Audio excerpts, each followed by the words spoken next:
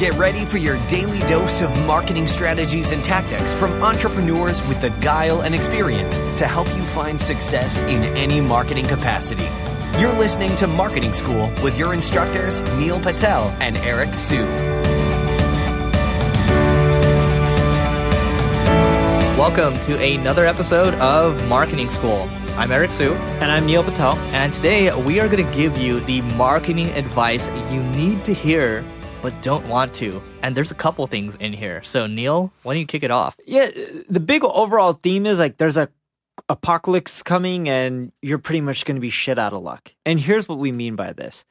Facebook ad costs are continually on the rise. In 2017, Facebook had more advertisers than inventory, at least in the United States, right? Ad costs are just going up. Google AdWords costs started going up again as well. It's going to make your conversions harder and harder. Even SEO, you're doing really well with SEO. Well, it's changing. They're trying to focus on voice because they believe that's the future. You think people are going to be Googling with voice and going to be clicking on 10 results in the future? No, your traffic's going to go down. If you're not at the top, you're shit out of luck. I hate to say it, but that's the truth.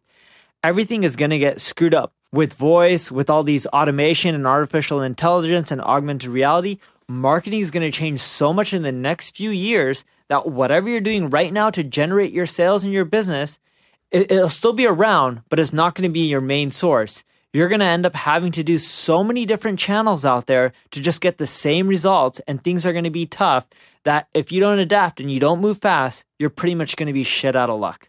Yeah, it's interesting. I was watching an interview with, I believe it was a private equity guy and Mark Cuban yesterday talking about how there's going to be a ton of job displacement when artificial intelligence really starts to kick in, especially general AI, which we're maybe 10, 15, 20 years out.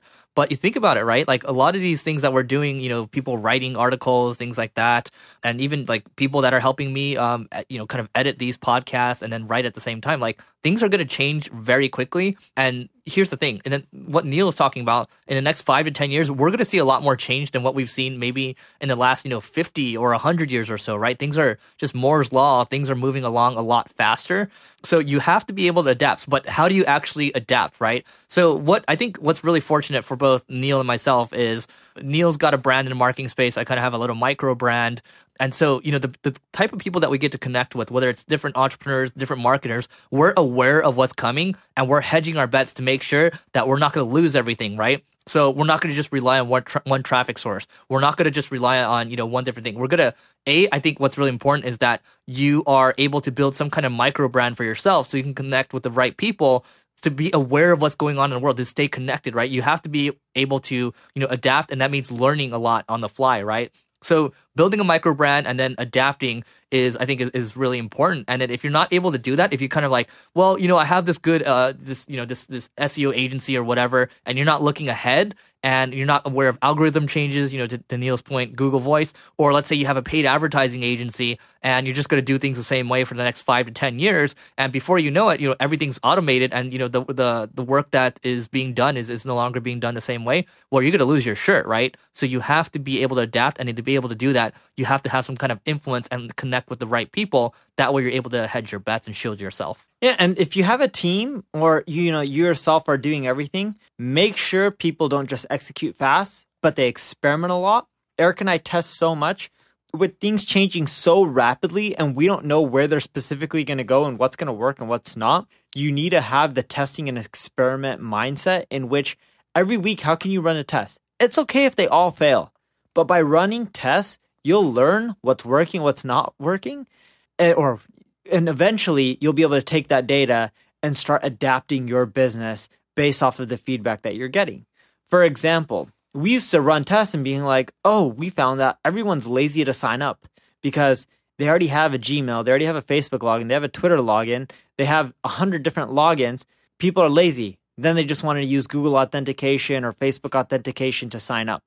Then privacy issues started coming about and security issues and all this hacking stuff. And now people don't want to end up just, doing Google authentication anymore. And it can, hurt your numbers compared to what it was producing before. If you're not continually experimenting and learning and adapting with the times, you're going to end up losing out when it comes to marketing.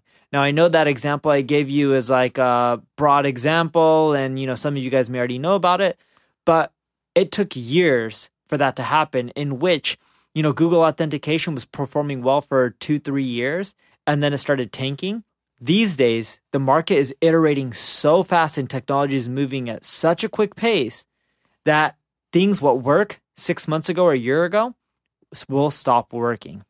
Yeah, I'm going to give you 2 books here. So one I talked about just a few episodes ago, it's Rocket Fuel, right? The concept of having a visionary and an integrator. So both Neil and myself, I can look at it and say, okay, we're both probably the visionaries of our companies, which means here's the thing, like both Neil and I are very similar and like we like to test a bunch of different things, and it probably drives our team crazy sometimes with the speed, but that's what it takes, right? So what I recommend is, in addition to reading Rocket Fuel and figuring out whether you're the visionary or integrator and kind of what you need to look for, also, there's a book from Peter Drucker, writes a ton of great management books, but there's a really good one for just anyone that's listening to this. It's called Managing Oneself.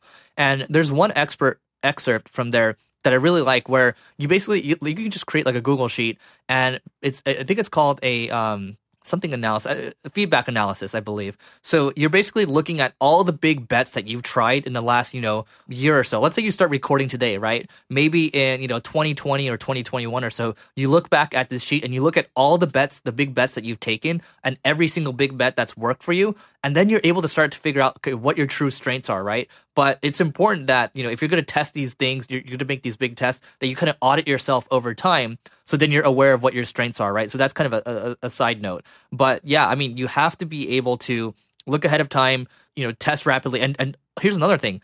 Don't try to hire, people that are exactly like you. Because I guarantee you, if Neil tried to hire another Neil, it wouldn't work out that well, right? They probably butt heads all the time, right? So you have to have people that are complementary to your skills. That way you're going to be able to solve problems quickly and effectively. So wrapping this up, Eric and I were big believers that you need to end up being prepared for the future. What lies ahead in marketing? Who knows? It's getting really crazy. But just make sure you're willing to experiment, learn fast, and adapt. Because if you don't, you're going to be shit out of luck. And don't rely on all the channels that are working for you right now. Things are changing so fast. The results for them won't be the same. Yeah, just be comfortable with being uncomfortable. So anyway, before we go, we have a special 1 year, I think it's 1 year, giveaway of Neil's heat mapping tool, Crazy Egg. Just go to singlegrain.com/giveaway to learn more. And we'll see you tomorrow. This session of Marketing School has come to a close. Be sure to subscribe for more daily marketing strategies and tactics to help you find the success you've always dreamed of. And don't forget to rate and review so we can continue to bring you the best daily content possible. We'll see you in class tomorrow, right here on Marketing School.